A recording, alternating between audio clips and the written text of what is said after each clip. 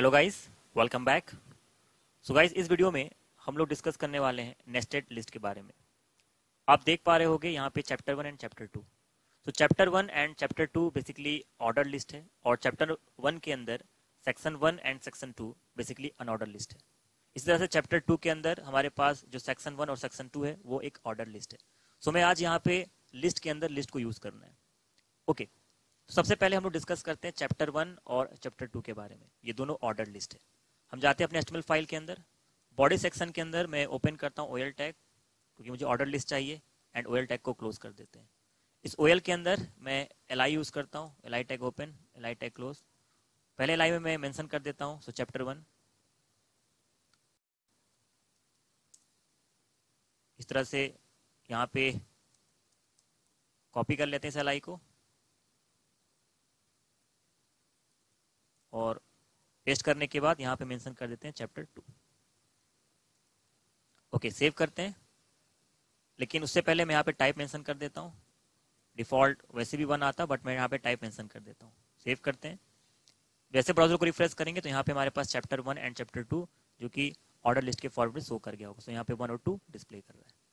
अगर हम इस डायग्राम को देखें तो यहाँ पे चैप्टर 1 के अंदर सेक्शन 1 और सेक्शन 2 आ रहा है, जो कि अनऑर्डर लिस्ट है, जहाँ पे डिस्क शो कर रहा है।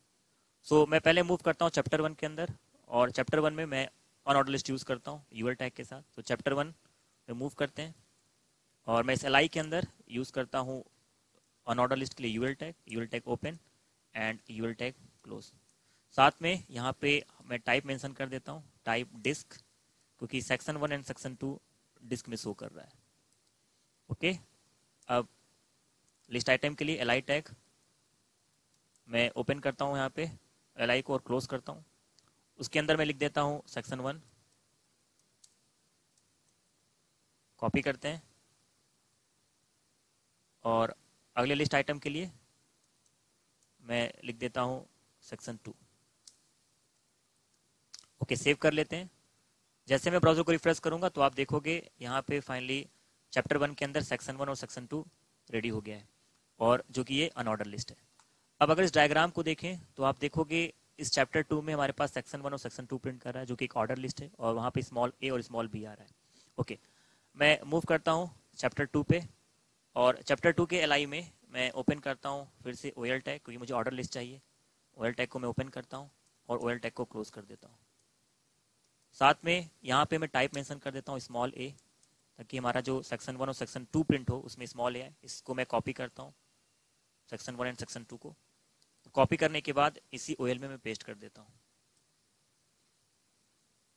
सेव कर लेते हैं इसको, और सेव करने के बाद जैसे मैं अपने ब्राउजर को रिफ्रेश करूंगा तो आप देखोगे यहाँ पे चैप्टर 2 में बेसिकली सेक्शन 1 और सेक्शन 2 हमारे पास डिस्प्ले हो रहा है, और यहाँ पर a और b शो कर रहा है। सो गाइज, ये था हमारे पास नेस्टेड लिस्ट, जहाँ पे हमने लिस्ट के अंदर लिस्ट यूज किया है। सो इस वीडियो में इतना रखते हैं, बाकी नेक्स्ट वीडियो में। So keep coding and have a nice day.